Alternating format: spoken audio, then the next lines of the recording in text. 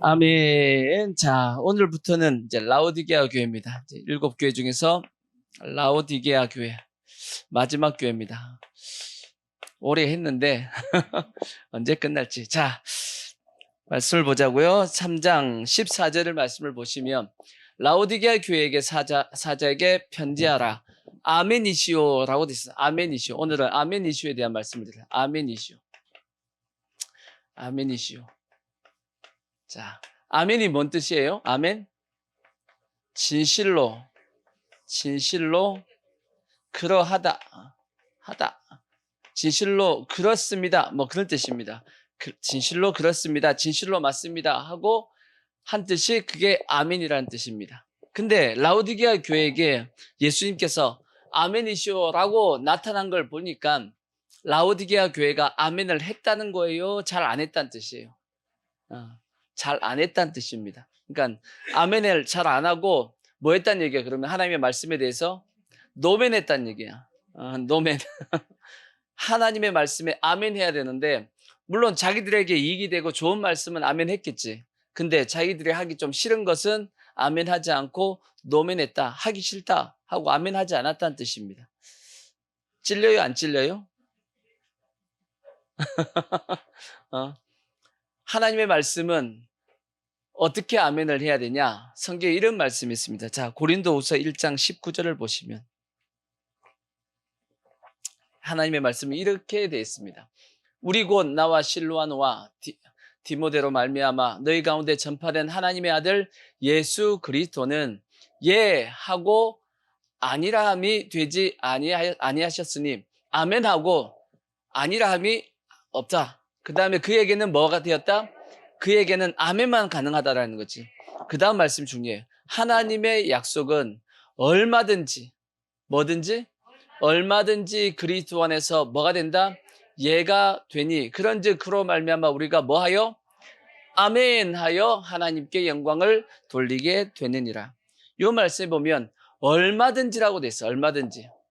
아멘은 뭐든지 얼마든지 뭔 뜻이냐? 하나님의 말씀에 대해서는 우리가 어떻게 아멘해야 된다? 얼마든지 아멘해야 된다. 그 뜻입니다. 하나님의 말씀은 얼마든지 아멘할 수 있는 말씀이다. 그 뜻이야. 얼마든지가 뭔 뜻이에요? 여러분 언제 얼마든지라고 쓰나요? 얼마든지는 뭐든지 무조건 그런 뜻 아니겠어요? 얼마든지 해봐 이런 뜻이잖아. 얼마든지 해보라는 말씀 자체가 뭐냐면 넉넉하다 그런 뜻이죠. 뭐든지 다 뭐 해주겠다? 다 받아주겠다. 그런 뜻이 얼마든지라는 뜻입니다. 그런 거 보면 하나님의 말씀에 대해서는 우리가 무조건 넉넉히 다 뭐 해야 된다? 아멘 할 수 있는 말씀이다. 그 뜻입니다. 아멘. 그러니까 하나님의 말씀에 대해서는 실제적으로 우리가 어떤 자세를 취해야 되냐면 무조건 아멘 해야 된다. 그 뜻입니다. 하나님의 말씀은 이것이 하나님의 말씀이라면 무조건 우리는 뭐 해야 된다? 아멘 해야 된다는 거예요.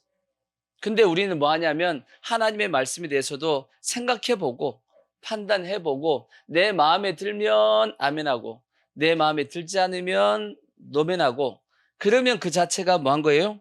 그 자체가 잘못된 겁니다. 우리의 신앙에 문제가 있는 거죠. 그래서 오늘은 뭐에 대한 말씀을 드릴 거냐면 왜 하나님의 말씀을 얼마든지 아멘할 수 있는가? 하나님의 말씀은 얼마든지 우리가 아멘할 수 있는 이유가 뭔가 하는 것에 대해서 말씀을 드리겠습니다. 첫 번째는 뭐냐? 하나님의 말씀은 진리이기 때문에. 자, 요한복음 17장 17절을 보시면 이런 말씀이 있습니다. 그들을 진리로 거룩하게 하옵소서. 아버지의 말씀은 뭐니이다?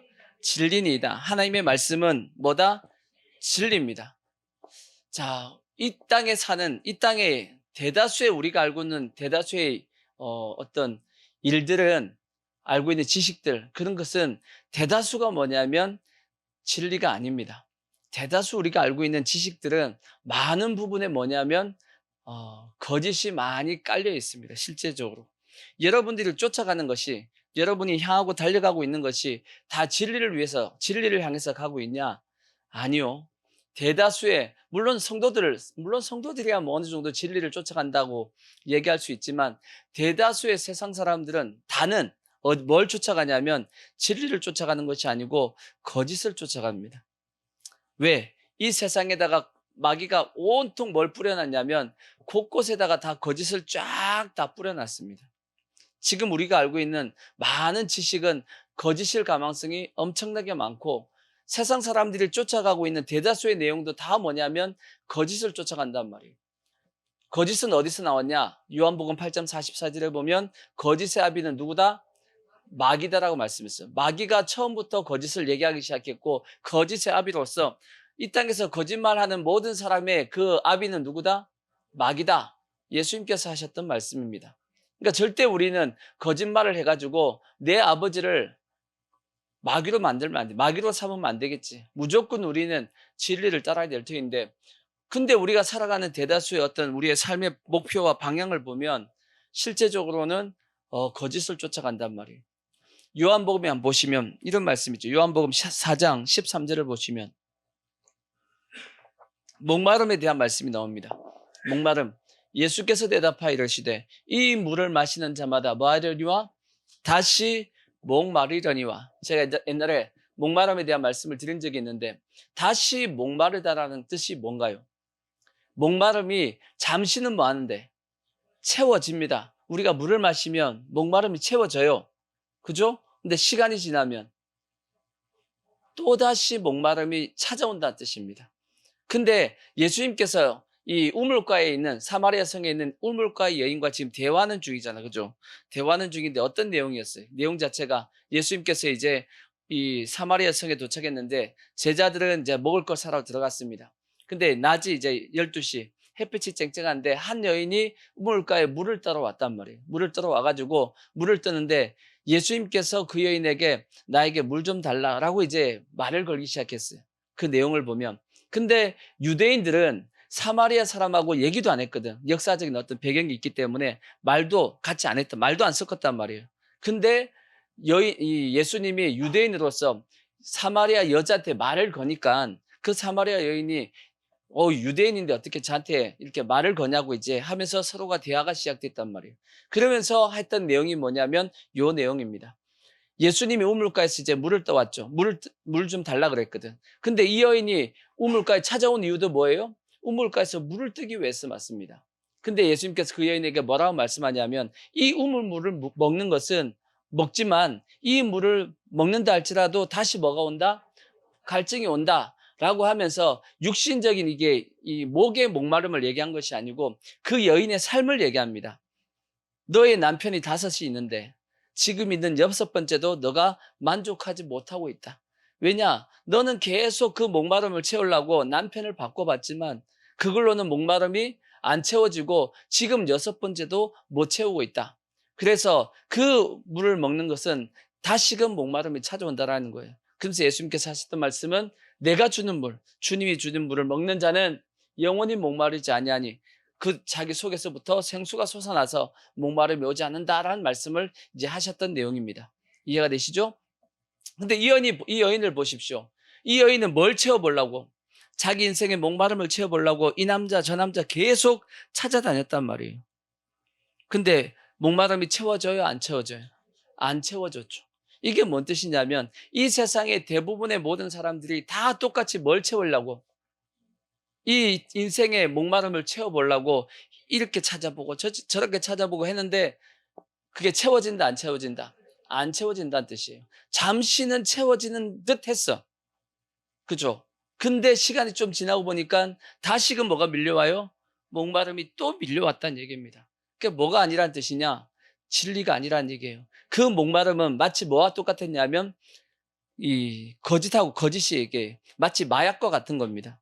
마약을 젤집 딱 먹으면 안 먹어봤죠? 나도 안 먹어봐서 몰라. 근데 그 마약에 취해가지고 좋았지만 시간이 지나면 점점 더 증상이 악화되잖아. 술도 마찬가지잖아. 술도 마시면 그때는 좋지만 술 깨고 나면 또다시 술을 찾게 되고 더 계속 악화되고 더 악화되잖아요. 그러듯이 마귀는 마귀는 우리 인생을 어떻게 하냐면 계속 거짓을 가지고 그 거짓말, 요것만 있으면 마치 다 될 것처럼 보여줘. 그러면 그것을 확 잡아서 취하면 잠시는 만족이 있는 것 같은데 시간이 지나면 또 다른 더 큰 갈증이 찾아오게 되고 또 쫓아가고 그걸 취하면 또 더 큰 어떤 갈증이. 보세요. 여러분 인생 가운데 아기 때부터 한번 생각해 보십시오. 아기들이 제일 처음에 갈증을 뭘로 느끼나요? 엄마 젖으로 느끼죠. 엄마 젖으로. 좀 더 크면 장난감으로, 장난감. 장난감 애들 만족하나요? 집에 이만큼인데도 불구하고 또 저기 마트 가면 또 보이면 그냥 눈이 동그래져가지고 또 달라고 난리치잖아. 애들도 만족이 안 된다고. 학교도 마찬가지죠. 좋은 학교 들어가면, 좋은 대학교 들어갔다. 만족함이 있어요? 더 좋은 대학교가 또 생각이 나고. 그 다음에 어디에 취업하면, 좋은 데 취업하면, 현대나 삼성이나 좋은 데 취업하면 만족하던가요? 어제 민노총 집회에서 나온 사람들 뭔가 지금. 그 사람들 전부 다 어디 출신이에요, 지금. 그나마 민노총은 좋은 취업돼 있는 사람이잖아, 그나마 많이. 그죠? 대기업에. 근데도 불구하고 또 왜 나와? 왜 나와? 제일 좋은 데 있으면서도 더 달라고 난리를 치잖아. 만족감 있어요? 없어요. 좋은 남편하고 결혼하면 만족감이 있어요? 좋은 아내와 결혼하면 만족감이 있냐고. 전사님이 없대. 난 얘기 안 했어.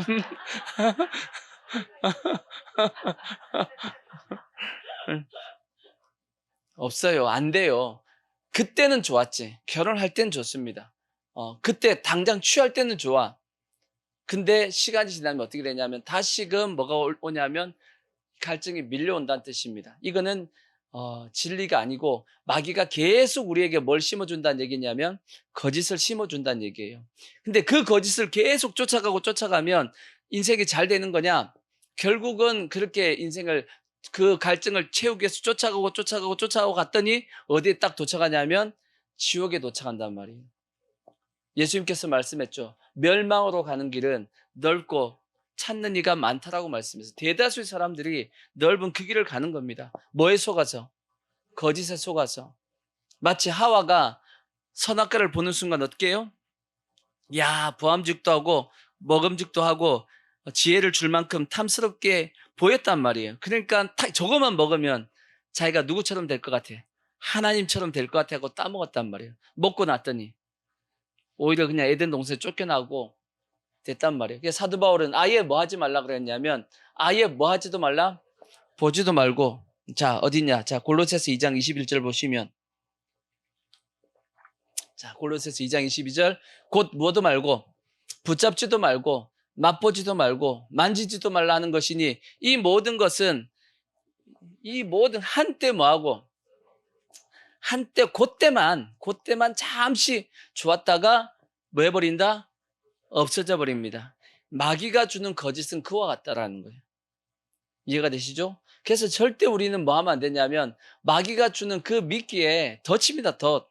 그게 끌려다니면 안 된단 말이에요. 근데 계속 인생이 하나님의 진리를 모르니까 계속 그 거짓 조금만 있으면 될 것 같아가지고 여러분 사람이 망하는 이유가 뭐냐면 인생 한 방이죠. 그 인생 한 방을 자꾸 조금만 있으면 될 것 같아. 여러분 생각 속에 여러분 꼭 기억하세요. 여러분의 생각 속에 저것만 있으면 될 것 같다고 생각하는 것은 다 거짓입니다. 아시겠죠? 저것만 되면 내 인생이 바뀔 것 같다고 생각하면 다 거짓이야. 아시겠죠? 하나밖에 없어. 오직 예수밖에 없습니다. 예수 외에는 없어. 예수님께서 말씀했잖아. 내가 주는 물을 먹는 자는 그 속에서 뭐가요? 생수가 외부에서 들어와가지고 내가 만족하는 것이 아니고 내 속에서 솟아나서 만족하는 겁니다. 성경의 원리는. 아시겠죠? 절대 외부에서 들어와서는 만족함이 있을 수가 없다라고 말씀하고 있어요, 성경이. 제가 그것도 말씀드렸죠. 왜 만족이 안 되죠? 왜 만족이 안 되죠? 그죠. 하나님이 우리를 그렇게 만들었습니다. 어떻게? 하나님이 우리를 만드실 때 하나님의 형상과 하나님의 모양으로 만들었기 때문이에요. 하나님의 형상과 모양이기 때문에 우리가 하나님을 뭐 해야 되냐면 하나님이 내 속에 딱 들어오셔가지고 하나님이 나를 뭐 해야 되냐면 입으셔야 돼. 하나님이 나를 잊는다는 걸 다르게 표현하면 하나님이 내 속에 들어오셔야지만 나에게 참된 만족이 있어요. 옷도 마찬가지잖아. 자기한테 딱 맞는 옷을 입어야지 편하지. 자기하고 옷이 안 맞으면 안 편하잖아요. 근데 하나님이 내 속에 딱 들어와서 하나님이 나를 딱 입는 순간 그때 내가 뭐가 오냐면 참된 만족이 온단 말이에요. 하나님이 그렇게 인간을 만드셨어. 그러니까 하나님보다 더 큰 것이 있어요, 없어요? 없어요. 하나님이 들어와야지만 인생은 참된 만족이 찾아오고 그 속에서 뭐가 솟아나요? 생수가 솟아나서 목마름이 사라지는 겁니다. 세상에 대해서 막 안 쫓아간다고. 그래서 여러분 예수님을 정통으로 만나면 세상에 대해서 막 안 쫓아가요. 예수님 믿는다 그러면서 막 세상의 욕심에 그냥 쫓아가면 아직 그 사람 속에 예수님이 정확하게 안 들어간 거야. 세상은 있어도 좋고 없어도 그냥 어디가 목적이니까, 천국이 목적이니까 하고 우리가 살아가는 것이 예수 믿는 사람이 진짜 예수가 그 속에 들어가면 그렇게 되는 거지. 예수 믿는 사람이 막 세상의 욕심이 막 저거 가져야 된다고 막 절대 그러지 않는단 말이에요. 왜냐하면 요 속에 뭐가 있으니까, 예수님이 있으니까 참된 만족이 이미 있는데 뭘 또 다른 걸 찾냐고. 있으면 좋은 거고 뭐 없어도 그만이지, 이렇게 살아간단 말이에요. 아멘. 그래서 절대 우리가 뭐에 속으면 안 되냐면 거짓에 속으면 안 됩니다. 또 하나 또 속으면 안 되는 게 뭐냐면 사실에도 속으면 안 돼. 두 개 속으면 안 됩니다. 거짓에 당연히 속으면 안 되죠. 사실도 속으면 안 돼. 사실하고 진리하고 차이가 뭐냐? 사실은 이거는 뭐냐면 시간, 세 가지입니다. 공간, 문화. 요 세 가지가 바뀌어도 진리는 변함이 없습니다. 변함이 없어. 근데 사실은 시간과 공간과 문화가 바뀌면 완전히 달라지는 게 사실입니다. 우리가 먹는 것, 입는 것, 생활하는 것, 지금 이 시대에, 이 시간에, 이 공간에, 이 문화 속에 사니까 이것이 옳은 거야. 근데 지금 시대가 아니고 다른 시대에 살면, 여러분은 지금 조선시대에 살면 여러분들이 같이 못 있는 데니까 여자분들 다 뭐하고 있어야 돼요? 같이 있지도 못해. 그리고 다 뒤집어 쓰고 있어야 돼요. 시간대만 바뀌는 것이 아니라 이 공간만 바뀌어도, 지금 이 공간이 아니고 저기 이슬람 공간에 딱 가면 여러분 또 다 뒤집어 쓰고 있어야 돼. 그것은 그래서 뭐가 아니냐면 진리가 아닙니다. 진리는 시간이 바뀌어도 2000년 전이나 이 태초나 지금이나 똑같은 게 진리입니다. 예수 그리스도는 어제나 오늘이나 영원토록 뭐하시다? 동일하시다. 시간과 상관없습니다. 공간, 오늘도 여기도 예수님은 구원자시고 지구 어느 곳에 다 간다 할지라도 예수님은 구원자십니다. 진리이기 때문이야. 문화도 상관없죠. 어떤 문화에 들어가도 예수님이 뭐예요? 구원자입니다. 문화가 바뀐다고 바뀌는 것 아닙니다. 그것도. 그러니까 이단들 보십시오. 이단들 이만희, 우리나라 안에서는 자기가 메시아다, 그리스도다라고 막 소리치지, 하나님이다라고 소리치잖아, 그죠? 그렇게 얘기해도 지금부터 100년 전만 딱 올라가면 이만희가 그리스도예요? 태어나지도 않았는데 뭔 그리스도야? 한국에서야 지가 뭐 메시아다 얘기하지, 저기 미국이나 저기 영국이나 뭐 다른 데 가면 지가 메시아예요? 아니지. 시간과 공간이 바뀌면 아니잖아. 그죠? 그걸 다 이단이란 말이에요. 다 거짓이라고. 이해가 되시죠? 그러니까 진리는 시간과 공간과 문화가 바뀐다 할지라도 변함없는 것이 뭐냐? 그것이 진리입니다. 아시겠죠? 그러니까 사실에도 우리가 속으면 안 돼. 그냥 사실은 그냥 사실이요.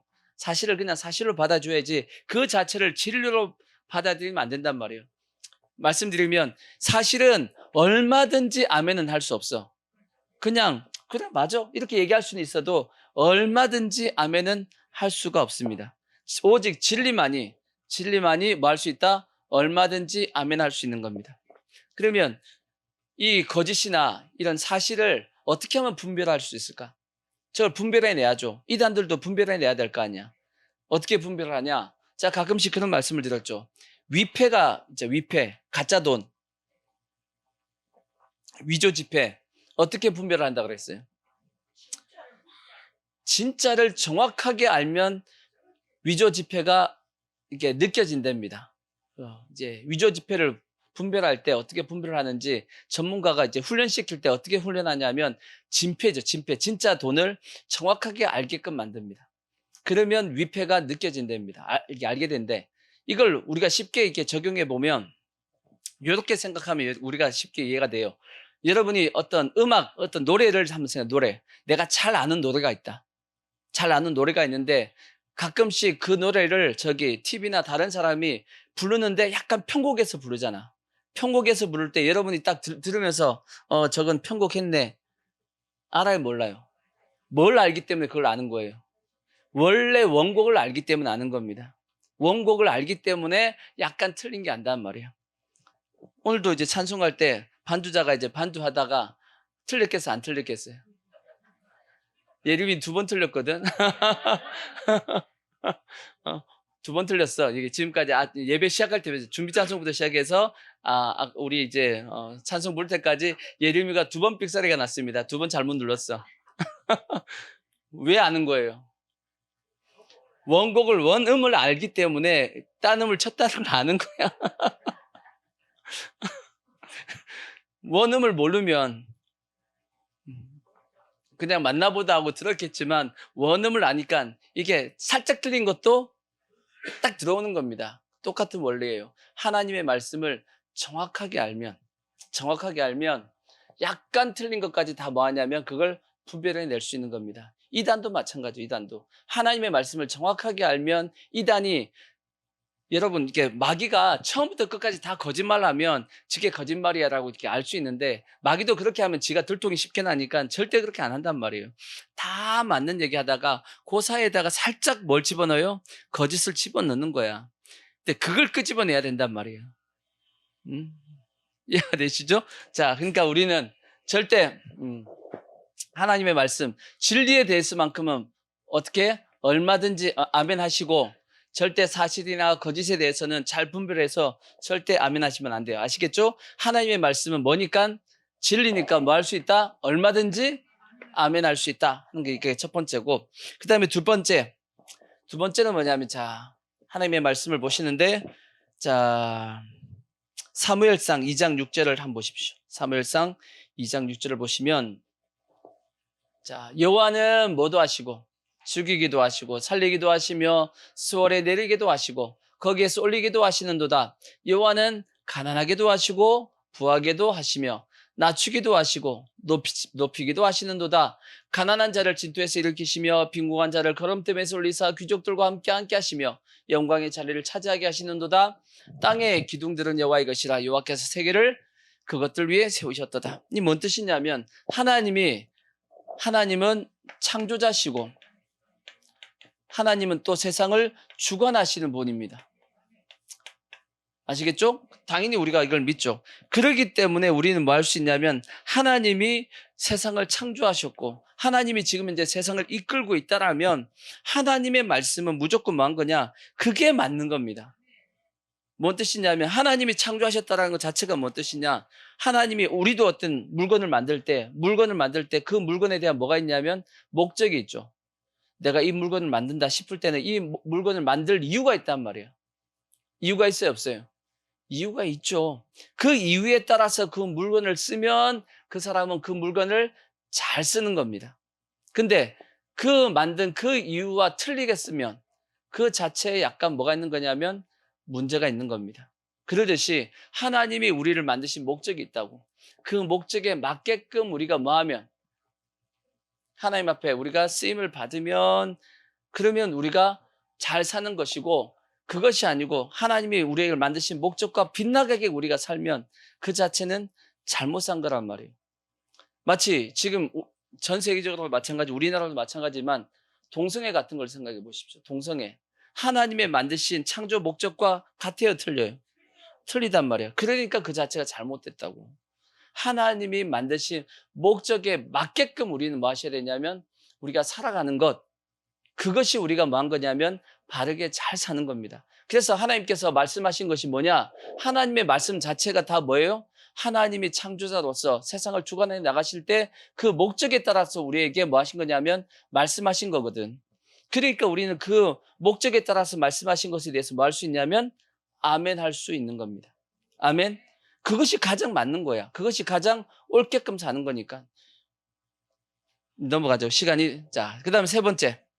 그다음 세 번째는 뭐냐면 자, 로마서 8장 31절을 보시면 로마서 8장 31절 보시면 그런즉 이 일에 대하여 우리가 무슨 말 하리요? 만일 하나님이 우리를 뭐 하시면 하나님은 우리를 위하시는 분이야. 하나님은 우리를 또 사랑하시는 분이고 아멘. 하나님은 또 우리를 기뻐하시는 분이 기뻐하시는 분이 어디냐? 스바냐서 구약성경 스바냐 3장 17절 보면 이런 말씀까지 있다고. 너의 하나님 여호와가 너의 가운데 계시니 그는 구원을 베푸실 전능자시라. 그가 너로 인하여 기쁨을 이기지 못하시며 너를 잠잠히 사랑하시며 즐거이 부르며 기뻐하시리라. 아멘. 하나님이 우리를 얼마나 사랑하시냐면 다시 말씀 보면 너로 말미암아 기쁨을 뭐 한다고요? 기쁨을 이기지 못한다는 뜻이 뭐예요? 너무 이쁜 거야. 이거 너무 이쁘다는 표현을 어떻게 해야 되나? 이거 보통 할아버지 할머니가 손주 볼 때 그냥 그 느낌인데 아직 난 손주가 없어가지고 그 느낌은 몰라. 응? 너를 잠잠히 사랑하시며 너로 말미암아 즐거이 부르며 기뻐한다. 그러니까 너무 좋은 거야. 너무. 물론 또 성경에 보면 창세기에 보면 아담을 만들고 나서 뭐라 그랬어요? 하나님이 보시기에 심히 좋았더라 그렇게 했어. 다른 창조물은 하나님이 보시기에 그냥 좋았더라 그렇게 돼 있는데 아담을 만들고 나서는 심히 좋았다 그랬어. 왜 심히 좋았다 그랬을까? 너무 좋았고 심히 좋았다 그랬어. 그 말이 그 말인데 왜 심히 좋았다 그랬을까? 너무 이뻐서. 여러분 자식을 낳고 이제 키우다 보면 지 닮으면 이쁩니다. 하나님이 아담을 보니까 자기 닮은 거야. 왜? 하나님의 형상과 모양으로 만들었으니까. 하나님이 쏙 빼닮으니까. 안 그러겠어요? 아무리 자기가 못생겼다 할지라도 자식이 자기 닮으면 이쁜 거예요.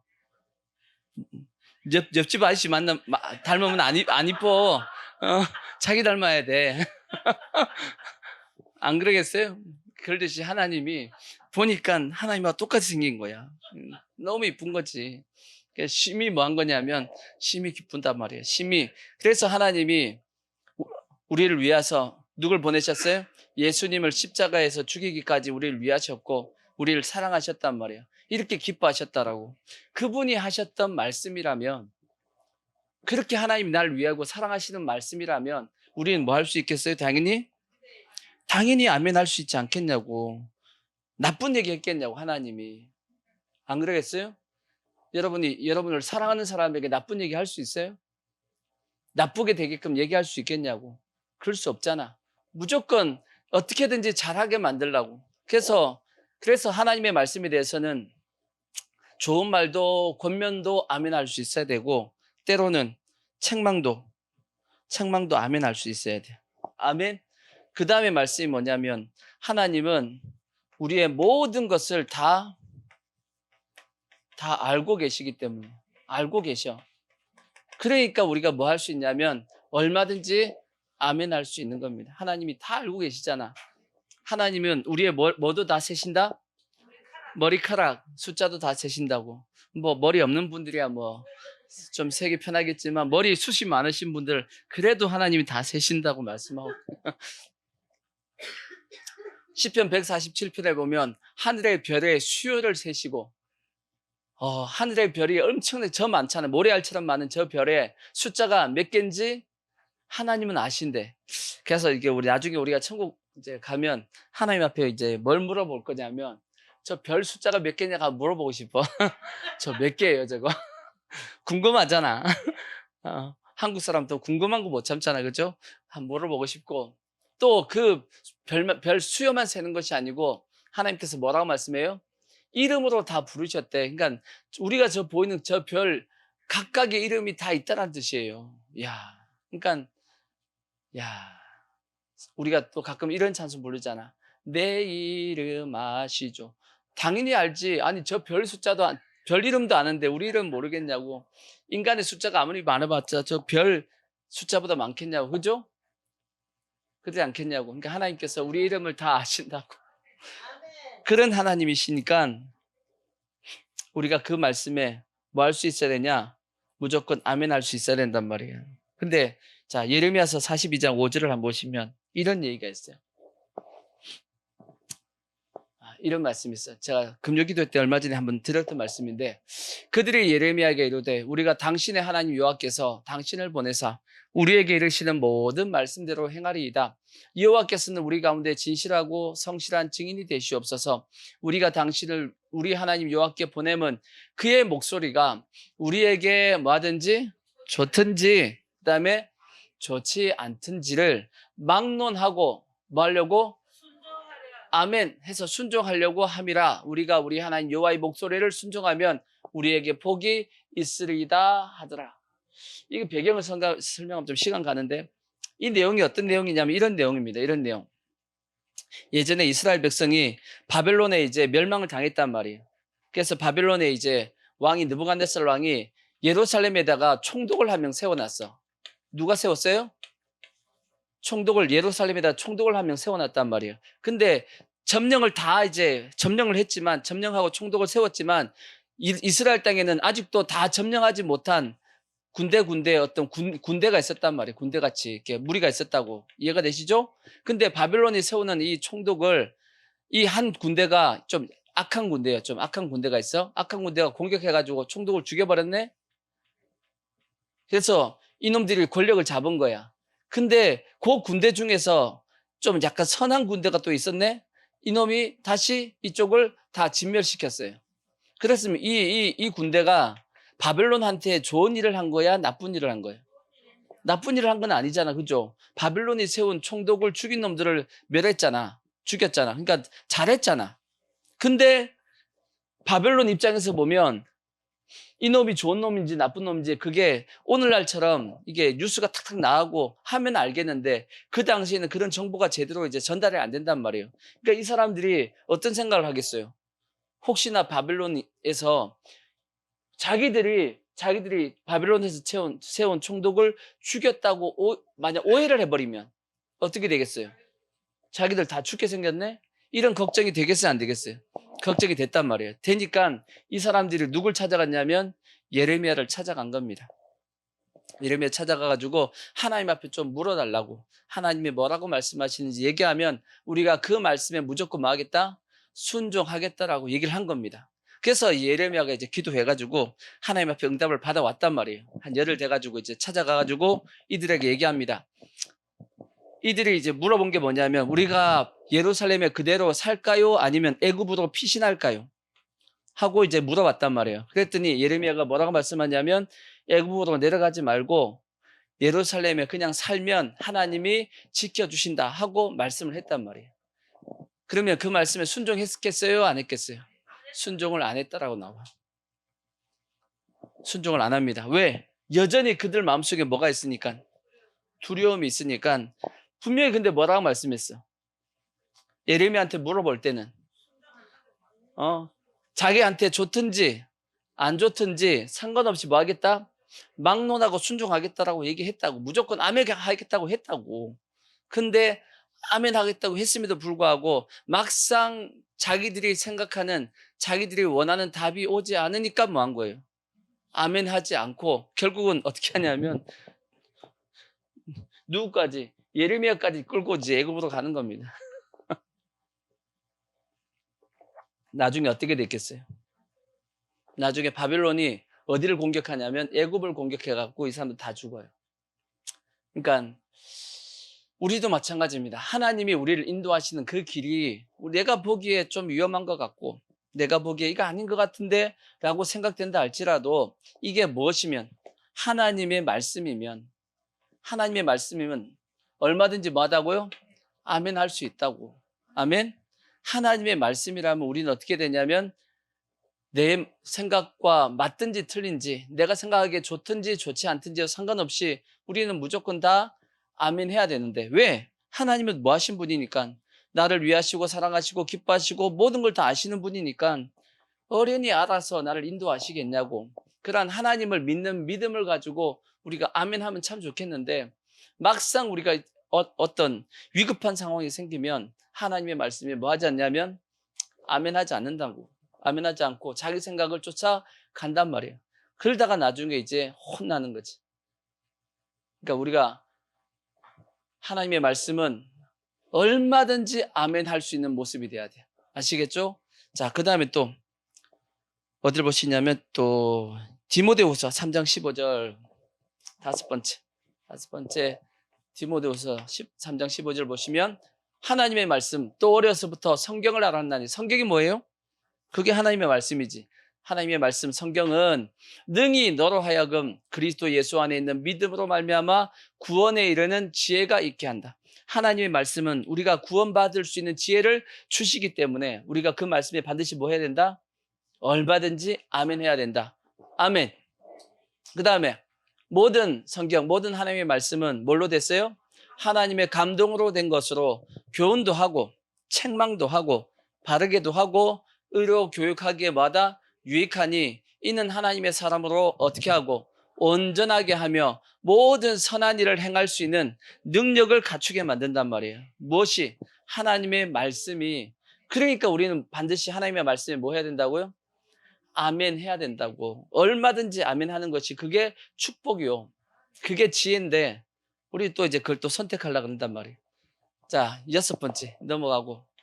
아직 설명할 게 많이 남아서 지금 빨리 넘어가야 된다 보니까 6번째 보면, 자, 마태복음 6장 22절을 보시면, 마태복음 6장 22절 보시면 눈은 몸의 등불이니 그러므로 내 눈이 성하면 온몸이 밝을 것이요 눈이 나쁘면 온몸이 어두울 것이니 그러므로 내게 있는 빛이 어두우면 그 어둠이 얼마나 더하겠느냐. 이 말씀 뭐냐면 하나님의 말씀을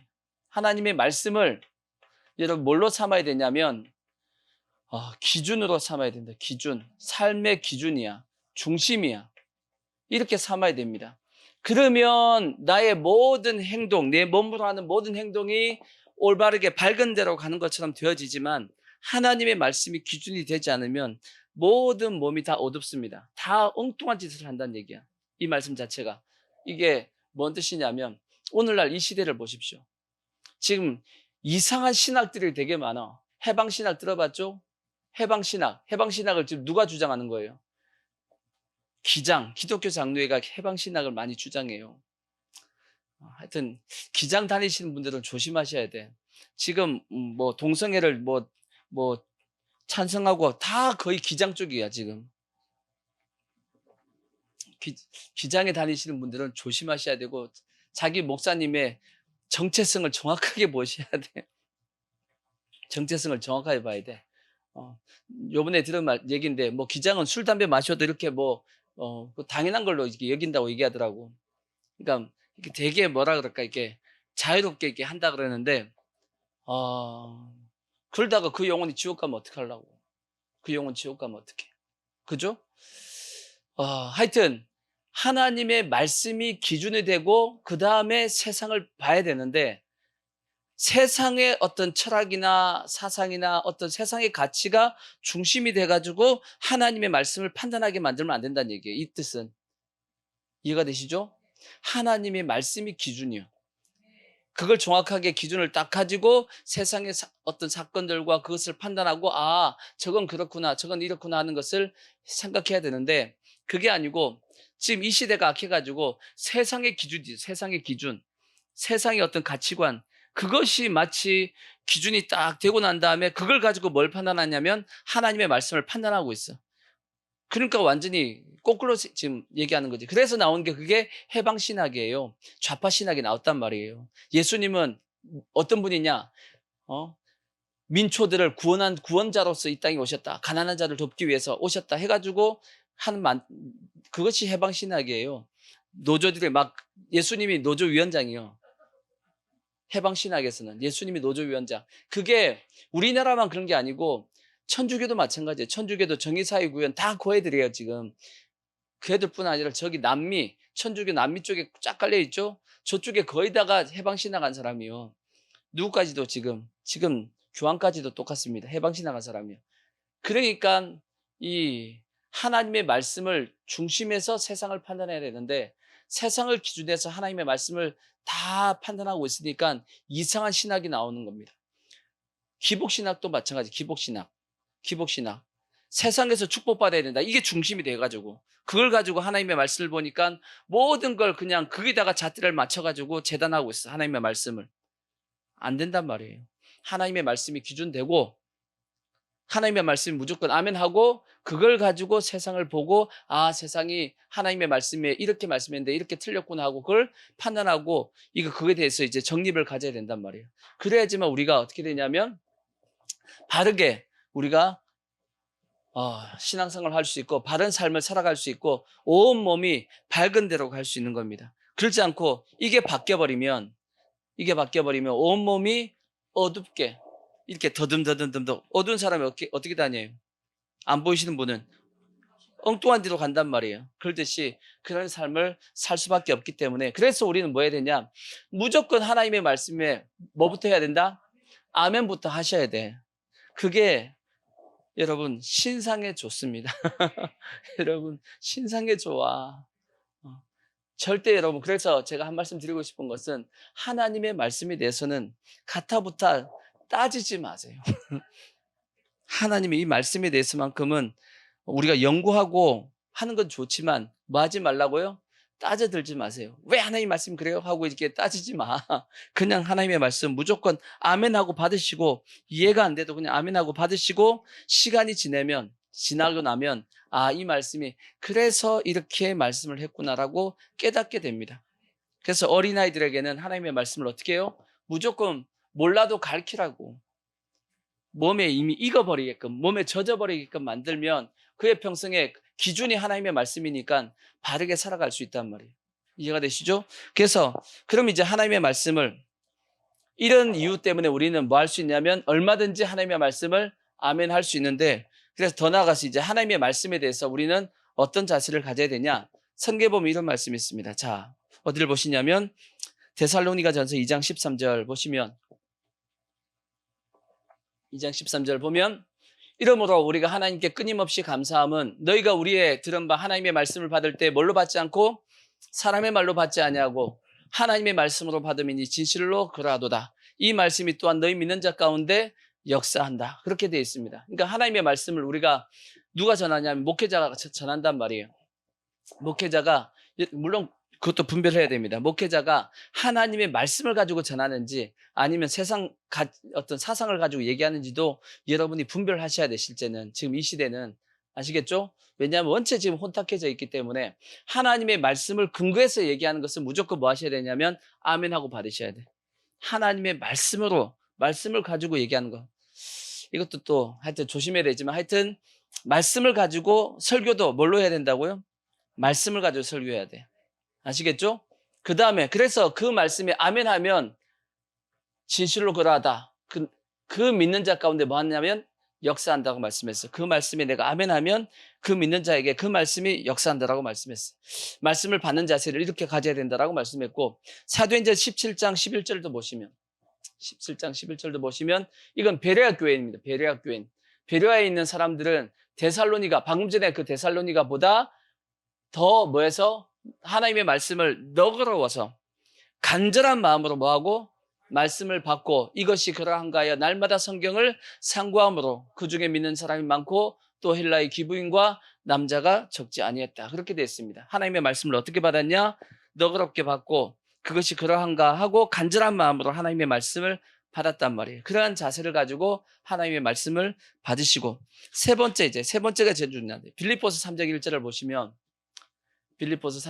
보시면 끝으로 나의 형제들아 주 안에서 기뻐하라. 너에게 같은 말을 쓰는 것이 내게는 뭐하고 수고로움이 없고 너에게는 뭐하다? 안전하다. 이 말씀이 뭐냐면 사도 바울이 했던 말을 또 하고 또 하고 하니까 마음에 좀 찔려가지고 했던 말씀이 이 말씀이에요. 했던 얘기를 또 하고 또 하고 하다 보니까 성도들이 어떻게 느낄까 봐 뒤에서 아유 했던 거 또 하네 이렇게 할까 봐 이렇게 할까 봐 사도 바울이 내가 했던 말을 또 한다 할지라도 나한테는 뭐가 없고 수고로움이 없고 그 대신 성도들에게는 뭐하다? 안전하다라고 말씀했듯이 여러분 하나님의 말씀은 반복해서 듣는 겁니다. 꼭 기억하셔야 돼요. 하나님의 말씀은 한 번 듣고 끝나는 것이 아니고 또 보고 또 듣고 또 보고 또 듣고 계속 반복하는 겁니다. 그래서 우리가 성경을 한 번 읽고 끝내면 안 되지. 여러분 성경 물론 한 번도 안 보니까 문제지. 한 번도 안 보니까 문제인데 성경 말씀은 죽을 때까지 또 보고 또 보고 또 보고 또 보고 또 듣고 또 듣고 하셔야 됩니다. 왜냐? 성경에는 분명히 하나님의 말씀이 돼서 어떻게 하라고 되어 있냐면 자 보세요. 자 신명기 6장 6절을 보십시오. 신명기 6장 6절을 보시면 이런 말씀이 있잖아. 오늘 내가 내게 명하신 이 말씀을 너는 뭐하고? 마음에 새기라고 그랬어요. 마음에 새기려면 어떻게 해야 돼요? 한번 우리가 뭐 조각할 때 한번 쑥 갔다고 해서 그게 새겨지나요? 새기려 그러면 파고 또 파고 또 파고 또 파고 해가지고 새겨지는 거 아니겠냐고. 우리의 마음판에 새기기 위해서는 계속 뭐 해야 되냐면 계속 들어야 됩니다. 계속 보고 듣고. 그래서 그 다음 말씀이 뭐예요? 그러기 위해서는 어떻게 해야 된다? 마음에 새기기 위해서는 내 자녀에게 뭐하고? 부지런히 가르치며 부지런히 하나님의 말씀을 우리가 보고 듣고 해야 된다는 거지. 그래야지 뭐 한다고? 마음에 새겨지게 되니까. 그래서 집에 앉았을 때든지 길을 갈 때든지 누웠을 때든지 일어날 때든지 말씀을 강론할 것이며 너는 또 그것을 내 목에 매어 기호를 삼으며 내 미간에 붙여 표를 삼고 또 내 집 문설주와 바깥문에 기록할지니라. 이렇게 해야 되면 어떻게 되냐면 그 앞에 보십시오. 그 앞에 보면 5절 너는 마음을 다하고 뜻을 다하고 힘을 다하여 내 하나님 여호와를 사랑할 수가 있습니다. 실제 그 마음판에 하나님의 말씀이 저렇게 새겨지는 사람에게만 그 속에서 뭐가 솟아나냐면 하나님에 대한 사랑이 솟아나요. 그 속에 말씀이 없는데 뭔 하나님을 사랑할 수가 있겠어? 이해가 되세요? 요한복음에 보면 하나님은 태초에 말씀이 계시니라 이 말씀이 하나님과 함께 하셨으니 이 말씀이 곧 하나님이시니라 그렇게 돼 있잖아. 하나님을 어떻게 사랑해요 여러분? 여러분이 하나님의 말씀을 사랑할 때 그것이 곧 뭐냐면 하나님을 사랑하는 겁니다. 말씀을 그러니까 사랑하는 사람과 가까이 있고 싶으면 하나님과 가까이 있고 싶다. 하나님의 말씀과 가까이 있으면 그게 하나님을 사랑하는 것이고 하나님 가까이 하는 거예요. 내가 요즘 하나님의 말씀이 멀어졌다. 하나님을 사랑이 좀 식어진 겁니다. 그렇게 생각하는 게 그게 맞다고. 그러니까 말씀을 가까이 하는 것이 하나님을 사랑하는 것이고 여기다가 문신으로 내 사랑하는 여인을 이름을 적는 것보다 어? 어? 젊은 분들 그렇게 하잖아. 그죠? 그게 중요한 게 아니고 하나님을 말씀을 마음판에 새기시라고. 아멘. 자, 그 다음에 또 여호수아서 1장 6절을 보시면 하나님의 말씀이 내 마음판에 새겨지면 어떻게 되냐? 강하고 담대하라. 너는 내가 그들의 조상에게 맹세하여 그들에게 주리라 한 땅을 이 백성에게 차지하게 하리라. 오직 강하고 극히 담대하여 나의 종 모세가 내게 명령한 그 율법을 다 지켜 행하고 우로나 자로나 취치 말라. 그리하면 어디로 가든지 뭐한다? 하나님의 말씀이 새겨져 있는 사람에게 뭐가 오냐면 형통이 오고 그 다음 말씀 이 율법책을 내 입에서 떠나지 말게 하며 주야로 그것을 묵상하여 그 안에 기록된 대로 다 지켜 행하라. 그리하면 내 길이 평탄하게 될 것이며 형통한다. 평탄한 삶과 형통한 길은 무엇을 통해서요? 하나님의 말씀이 그에게 새겨져 있을 때 가능한 겁니다. 그 다음에 또 비슷한 말씀 시편 1편 우리가 잘 아는 자 시편 1편 복 있는 사람은 악인의 꾀를 따르지 않고 죄인의 길에 서지 않고 오만한 자들의 자리에 앉지 않고 오직 여호와의 율법은 뭐해서 즐거워하여 그의 율법을 주야로 묵상하는 자로다.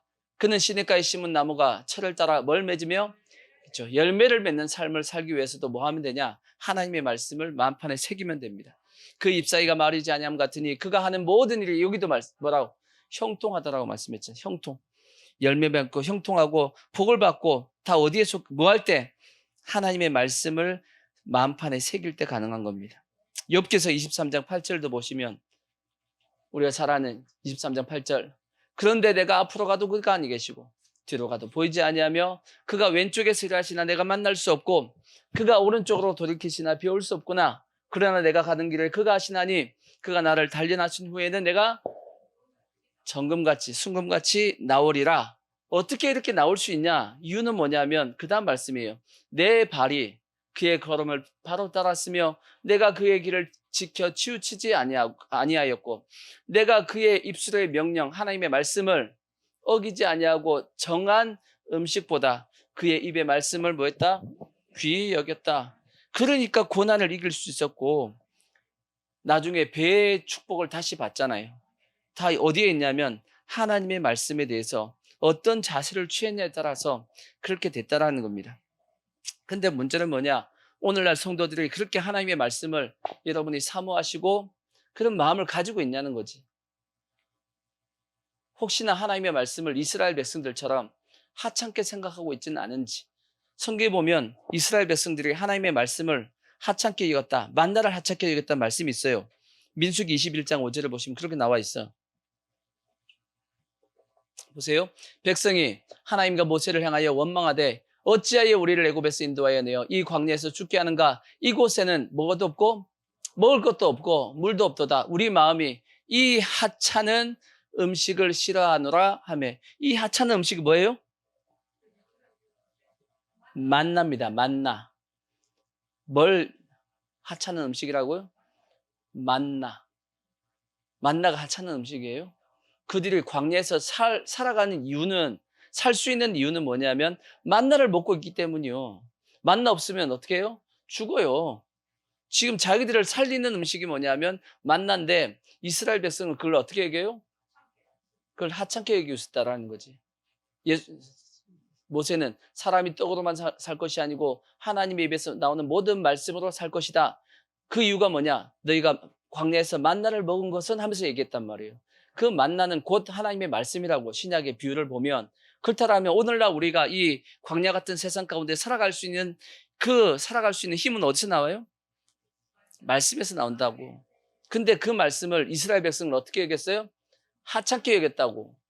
그것처럼 오늘날 성도들이 하나님의 말씀을 어떻게 여기면 하찮게 여기면 어떻게 되겠어요? 그 다음 말씀에 여호와께서 뭘 보내가지고 불뱀들을 보내서 백성 중에 보내어 백성들을 물게 하심으로 이스라엘 백성 중에 죽은 자가 많았더라고.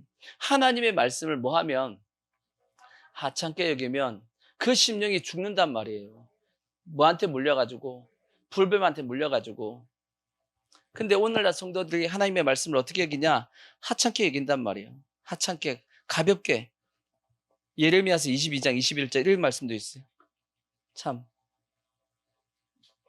내가 뭐 할 때? 언제? 평안할 때 내가 내게 말하였으나 내 말이 나는 듣지 아니하리라 했나니 내가 뭐부터? 어려서부터 내 목소리를 청종하지 아니함이 내 무엇이라? 습관이라. 그래서 어떻게 돼요? 내 목자들은 다 바람에 삼키질 것이요 너를 사랑하는 자들은 사로잡혀 가리니 그때 내가 반드시 내 모든 악 때문에 수치와 욕을 당할 거다. 하나님의 말씀을 어떻게 해요? 안 지키는 것이 습관이야. 언제부터? 어려서부터. 근데 분명히 하나님께서 뭐 어떻게 하셨어요? 언제? 평안할 때 얘기했어요? 안 했어요? 했어요. 그거 안 들으니까 습관처럼 그걸 안 듣는 것이 몸에 배다 보니까 결국은 나중에 하나님 앞에 심판을 받는단 말이에요. 지난주에 아모스의 말씀을 말씀드렸죠. 먹는 음식과 물이 부족한 게 기갈이 아니고 뭐가 없는? 말씀이 없는 기갈이 온다라고 말씀했어요. 말씀이 없는 기갈. 말씀이 없는 기갈. 그 기갈이 온단 말이에요. 근데 시대적으로 보면 사사시대에도 말씀이 없는 기갈이 있었다라고 성경에 기록하고 있어. 눈을 뜨시고 끝날 때 다 됐어. 사무엘상 3장 1절을 보시면 3장 1절 보시면 아이 사무엘이 엘리 앞에서 여호와를 섬길 때에는 여호와의 말씀이 뭐하여? 말씀이 희귀해가지고 이상이 흔히 보이지 않았더라라고 되어 있습니다. 말씀이 뭐 해가지고 희귀했어요. 언제 저 시대가 언제예요 지금? 저 시대가 시대적으로 언제죠? 역사적으로 사무엘이 시대니까 어느 시대예요? 사사시대야, 사사시대. 근데 사사시대에 그때 당시에 상황을 정확하게 말씀한 것이 사사기 맨 뒤에 나와 있잖아. 사사기 21장 25절을 보면. 자, 그때 사사시대 그때 이스라엘에 뭐가 없으니까 왕이 없으므로 사람이 각기 자기 소견에 옳은 대로 행하였더라 그렇게 됐습니다. 자, 여기서 잘 보세요. 왜 사람들이 각기 자기의 소견에 옳은 대로 행했을까? 이유가 뭐죠? 답은 여기 있죠. 그죠? 여기 답이 나와 있잖아. 답이 왕이 없으므로. 그러면 다윗이라든지 사울이라든지 이스라엘 유다에 왕이 있으면 이스라엘 백성들은 자기 소견대로 행하지 않았나요? 아니지. 왕이 있을 때도 자기 소견대로 했어. 이스라엘 백성들은. 그럼 이 말씀은 그럼 뭔 얘기겠어요? 이 왕이 없다라는 뜻은 뭐겠어요? 육신적인 왕을 뜻하는 게 아니에요. 육신적인 왕이 아니고 잘 들으십시오. 절대 권위를 가지는 말씀이 없었다 그 뜻입니다. 뭐가 없었다고요? 절대적인 권위를 가지는 말씀이 그들에게 없었다 그 뜻이에요. 그러니까 뭐대로 행했다? 자기 생각대로 자기 마음대로 행했다 그 뜻이거든. 오늘날도 마찬가지. 우리에게 뭐가 있어야 되냐? 절대적인 권위의 말씀이 우리에게 있어야 돼요. 그게 뭐예요? 그게 하나님의 말씀이야. 성경에 지난주에도 잠시 말씀드렸지만 사울왕 보십시오. 사울왕에는 절대적인 하나님의 말씀이 있어요, 없어요? 없었어요. 하나님의 말씀은 있었지만 그걸 사울왕을 그걸 뭘로 삼지 않았냐면 그걸 절대적인 말씀으로 안 삼았단 말이에요. 그러다 보니까 사무엘 선지자가 이렇게 해라 저렇게 해라 하는데도 불구하고 순종을 해요, 안 해요? 순종을 안 해요. 적당하게 하고 나머지는 적당하게 자기 생각대로 해버립니다. 그래서 하나님께서 사울왕은 되겠다 안 되겠다 안 되겠다 하고 패하신 겁니다. 나중에 사울왕이 어떻게까지 해요? 자기에게 말씀을 전해줄 제사장들까지 다 죽여버리잖아. 다 죽이죠? 죽여요 안 죽여요? 다 죽여버리지. 그래서 나중에 블레셋군이 쳐들어왔을 때 위급할 때 사울왕이 하나님 앞에 물어봐요 안 물어봐요? 물어본다고. 근데 하나님이 대답해줘요 안 해줘요? 안 해줍니다. 왜 안 해줘요? 아까 평상시에 어떻게 해서 평상시 하나님의 말씀을 순종 안 하는 것이 습관이 되어 있다고. 그러니까 하나님께서 얘기 안 하신다는 얘기지. 근데 정반대로 다윗 같은 사람 보십시오. 다윗은 근데 뭘 가지고 있었냐? 자기를 향한 절대적인 하나님의 말씀을 가지고 있었단 말이에요. 다윗도 범죄해야 안 해요? 범죄하죠. 바세바 취하고 자식 낳고 했단 말이에요. 우리아를 죽이고 했다는 얘기지. 근데 누가 찾아와요? 나단 선지자가 찾아와서 뱅뱅뱅 돌려가지고 탁 찍었다는 얘기예요. 공격을 딱 하니까 다윗이 그걸 깨닫고 어떻게 해요? 그 앞에서 회개하잖아. 철저하게 회개하잖아. 왜요? 그에게는 하나님의 말씀을 그는 평상시 어떻게 삼았기 때문에 절대적인 말씀으로 삼았기 때문에 회개가 가능한 겁니다. 마찬가지예요. 여러분에게도 하나님의 말씀이 절대적일 때는 회개가 가능하지만 이 말씀이 절대적이지 않으면 내 마음에서 회개가 안 돼요. 그냥 적당히 그냥 넘어가려고 그러지.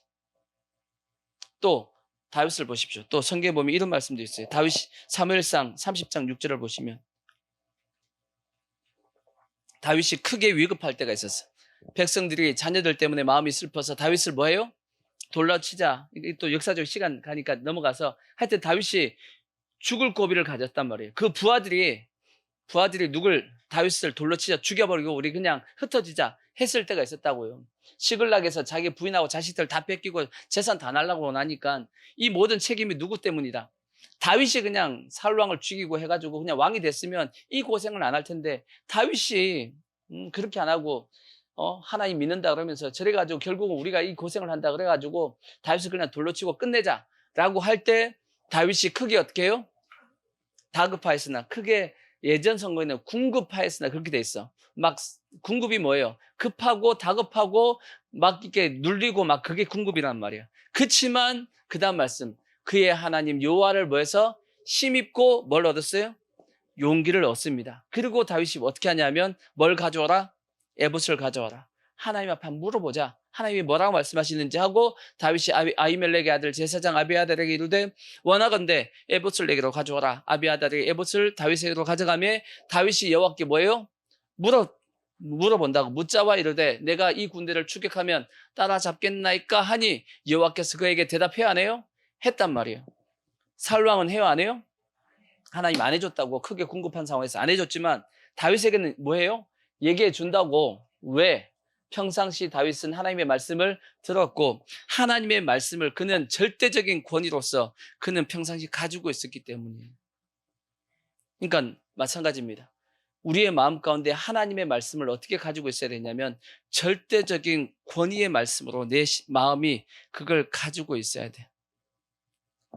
마치 오늘 말씀처럼 하나님의 말씀은 얼마든지 아멘할 수 있는 말씀이다 라고 여러분이 마음에 딱 가지고 있으면 하나님이 여러분에게 뭐 하시냐면 말씀을 줘요. 여러분이 위급하고 어려운 상황 가운데 하나님께서 말씀을 여러분에게 마구마구 보내주신다고. 왜? 그 위급한 가운데 벗어나게 만들려고. 하지만 평상시 뭐 하면 내 마음 가운데 하나님의 말씀을 뭐 하지 않고 절대적인 말씀으로 생각하지 않고 그냥 적당히 그냥 좋은 건 따라가고 좀 싫은 건 안 하고 이런 마음을 가지고 있으면 여러분이 위급할 때 그 상황 가운데 하나님이 뭐 하신다고요? 말씀하지 않습니다. 왜? 평상시 뭐 하지 않았기 때문에. 하나님의 말씀을 안 들었기 때문이에요. 어떻게 하겠어요? 선택해야지. 어떻게 선택하실래? 하나님의 말씀을 절대적인 권위의 말씀으로 받아들일래요? 아니면 그냥 적당히 그냥 순종하는 거, 적당히 그냥 따라가는 말씀으로 받을래? 여러분이 선택하셔야 돼요. 성경의 말씀 보면 하나님이 이렇게 말씀해요. 신명기에 내가 너 앞에 복과 화, 축복과 저주를 너 앞에 두었으니 너는 살기 위해서 뭐 하라고요? 복을 택하라. 살기 위해서 생명과 복을 택하라 하고 말씀한 부분이 있습니다. 여러분 택하셔야 돼. 여러분이 어떻게 하실 건지, 나는 무엇을 평상시 가지고 있을 건지. 아멘. 그래서 여러분 반드시 여러분 하나님의 말씀을 여러분의 마음에 절대적인 권위의 말씀으로 가지고 계십시오. 아멘. 내가 아무리 뭐라 한다 할지라도 하나님의 말씀이 그렇다라고 하면 무조건 아멘 할 수 있는 그런 자세를 가지십시오. 그것이 다시 말씀드리면 여러분의 신상의 조화. 그래야지만 하나님이 앞에 우리가 축복받는 삶을 살 수 있습니다. 꼭 그렇게 하시기를 주의 이름으로 부탁의 말씀을 드리겠습니다.